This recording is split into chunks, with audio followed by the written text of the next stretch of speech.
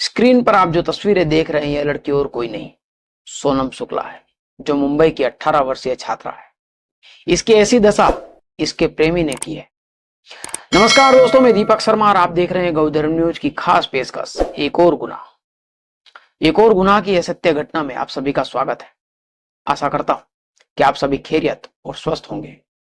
यह भी आशा करता हूं कि इन सत्य घटनाओं की कहानियों से मेरे प्यारे भाई बहनों के बीच जागरूकता आएगी, क्राइम से बचाव होगा, अलर्ट रहेंगे और कम से कम किसी दोगले स्वार्थी मानसिकता के शिकार नहीं होंगे।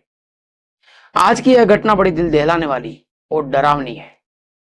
यह कहानी हमें एक संदेश भी देती है कि माँ बाप को अंधेरे में रखकर रखा गया एक कदम आपकी जिंदगी का आखिरी कदम भी हो सकता। तस्वीरों में आप देख सकते हैं कि जिहादी मानसिकता ने बच्चे की क्या दशा की है, और इसका ऐसा हाल इसलिए हुआ है क्योंकि यह मोहम्मद अंसारी से सच्ची मोहब्बत कर बैठी।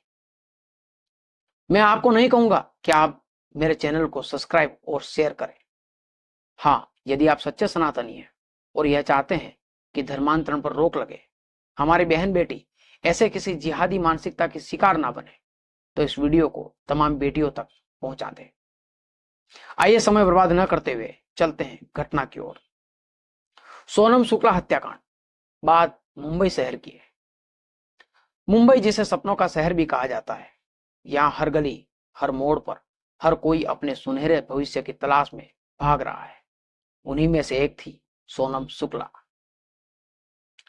महज 18 साल की मासूम सोनम गोरेगांव वेस्ट प्रेम नगर में अपने माता पिता के साथ रहती थी। वो नीट की तैयारी कर रही थी। सपना था कि डॉक्टर बनकर अपने माता पिता का नाम रोशन करना, लेकिन किस्मत को कुछ और ही मंजूर था। 25 अप्रैल 2022 का वो मनहूस दिन।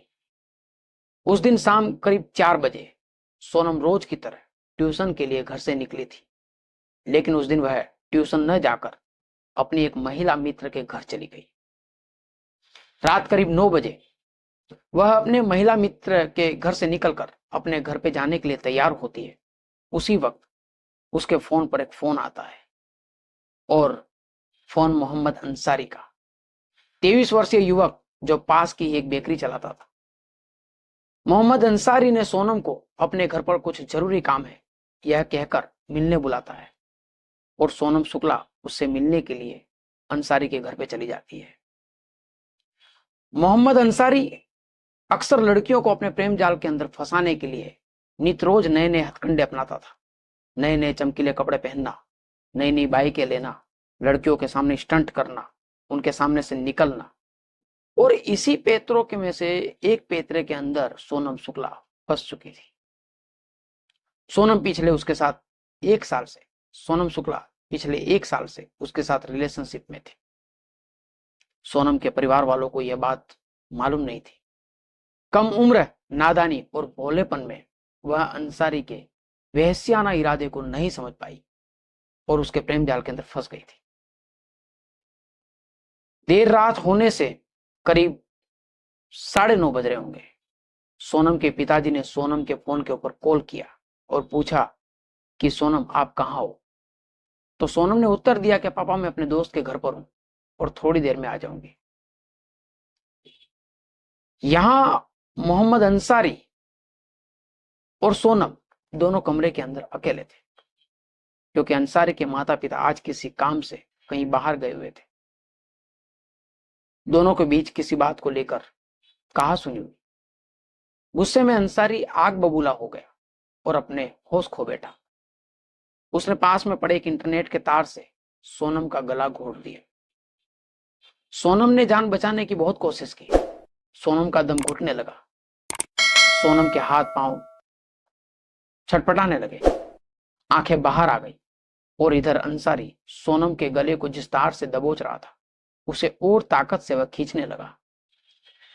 थोड़ी देर के बाद अंसारी ने देखा कि सोनम बिल्कुल ठंडी पड़ चुकी है और उसकी जान जा चुकी है। सोनम की सांसें अब हमेशा के लिए थम चुकी थी। सोनम जो अपने माता पिता को अंधेरे में रखकर किसी गेर पर आंखें बंद कर जीने मरने की कस्में खा रही थी, उसी निर्दय प्रेमी ने आज सोनम शुक्ला को मौत के घाट उतार दिया था। अंसारी अपने आप को इस जघन्य अपराध से पुलिस के शिकंजे से बचाने के लिए प्लान बना रहा था कि यदि बॉडी को किसी नाले में डाल दिया जाए, पानी में डाल दिया जाए, तो पानी और मछलियां इसकी डेड बॉडी को तबाह कर देगी और खत्म कर देगी और वह बच जाएगा।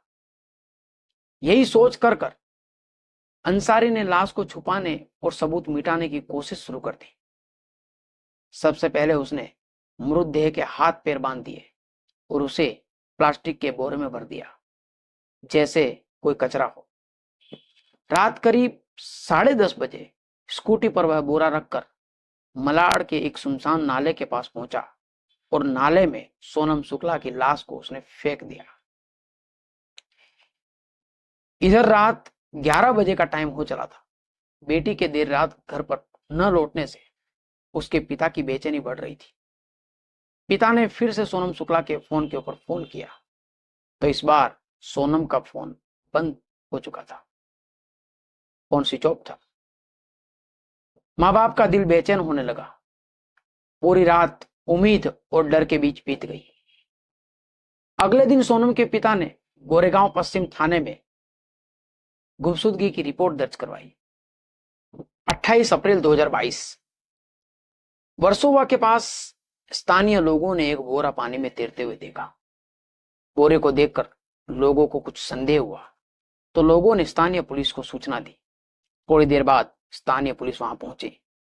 पुलिस ने जब बोरा खोला तो उसमें एक युवती की सड़ी गली लाश निकली जिसका चेहरा पहचानने तक में नहीं आ रहा था। पुलिस ने मृत बॉडी की तस्वीरें अलग अलग एंगल से ली और अपने तमाम पुलिस स्टेशन के व्हाट्सएप ग्रुप के अंदर जानकारी फैला दी। गोरेगांव पुलिस स्टेशन से गुमशुदगी की जानकारी इन तमाम तस्वीरों से मैच हो गई।